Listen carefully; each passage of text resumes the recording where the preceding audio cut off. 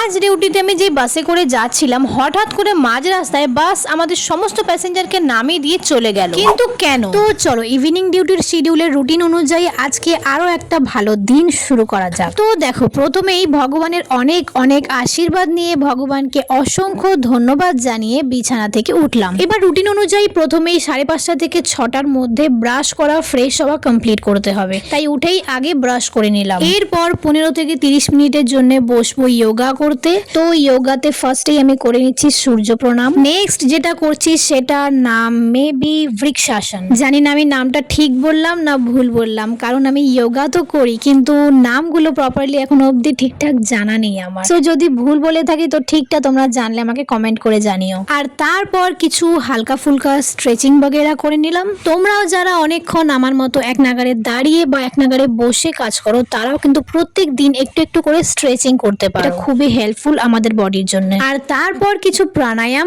আর কিছুক্ষণ মেডিটেশন, যেটা সব থেকে বেস্ট লাগে আমার। তারপর কমপ্লিট করেই খেয়ে নিলাম ব্রেকফাস্ট। আর ব্রেকফাস্টের পর 1 কাপ চা। আর হ্যাঁ, তোমাদের একটা সত্যি কথা বলি, আগে কিন্তু আমি এত চা খেতাম না, কিন্তু ইদানিং আমি জানি না কেন চা ছাড়া আমার মনে হয় সকালটাই শুরু হয়নি। হ্যাঁ, আমি জানি যে এটা একটা ব্যাড হ্যাবিট, কিন্তু তাও খাই। তো চলো এবার খাওয়া দাওয়া কমপ্লিট হয়ে থাকলে এবার পড়তে বসা যাক। আর হ্যাঁ, আজকেও কিন্তু আমার ইভিনিং ডিউটি, কিন্তু দুপুর 2টো থেকে নয়, দুপুর 1টা থেকে। তো যথারীতি পড়ার জন্য 1 ঘন্টা টাইম এইদিকে কমে গেল। আর 11:30 থেকে 12টার মধ্যে আবার ডিউটির জন্য রওনা হতে হলো। আর আজকে ডিউটি যাওয়ার জন্য যেই বাসে উঠেছিলাম, কিছুটা রাস্তা অব্দি তো ভালোই গেছিল, কিন্তু মাঝ রাস্তায় গিয়ে জানি না কেন বাসটা নাকি খারাপ হয়ে গেল। তাই বাস ড্রাইভার আমাদের মাঝ রাস্তায় সমস্ত প্যাসেঞ্জারকে নামিয়ে দিল আর বলল পরের বাস ধরে যেন আমরা চলে যাই। মানে তোমরা জাস্ট ভাবো, ভাগ্যিস আমি টাইমে বেরিয়েছিলাম, না হলে তো আজকেও আমি ডিউটিতে লেট হয়ে যেতাম।